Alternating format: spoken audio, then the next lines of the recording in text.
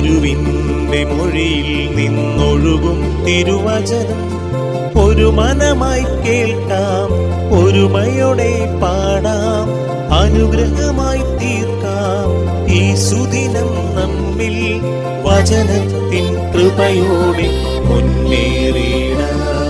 വിശുദ്ധ മത്തായി അറിയിച്ച സുവിശേഷം 5-ാം അധ്യായം 19-ാം തിരുവചനം.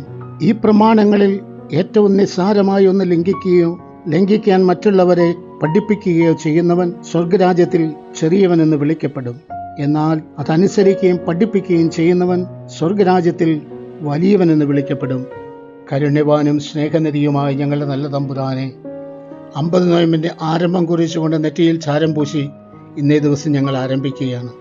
നാഥ, ഞങ്ങളുടെ പാപപങ്കിലമായ ജീവിതാവസ്ഥയോർ അനുതപിക്കുവാനും കർത്താവിനോട് ചേർന്ന് ഞങ്ങളുടെ ജീവിതത്തെക്കുറിച്ച് വിശകലനം ചെയ്യുവാനും അങ്ങ് ഞങ്ങളെ സഹായിക്കണമേ. നമ്മുടെ കർത്താവ് ഈശോ മിശിഹായുടെ കൃപയും പിതാവായ ദൈവത്തിൻ്റെ സ്നേഹവും പരിശുദ്ധാത്മാവിൻ്റെ സഹവാസവും പരിശുദ്ധ അമ്മയുടെയും നീതിമാനായ മാർ യോസേപ്പിൻ്റെ മധ്യസ്ഥവും സകല മാലാഖമാരുടെയും സകല വിശുദ്ധരുടെയും സംരക്ഷണവും നൽകി സർവശക്തനായ ദൈവം നിങ്ങളെ ആശീർവദിച്ച് അനുഗ്രഹിക്കട്ടെ, ഇപ്പോഴും എപ്പോഴും എന്നേക്കും. ആമേൻ. വചനത്തിൻ കൃപയോടെ മുന്നേറി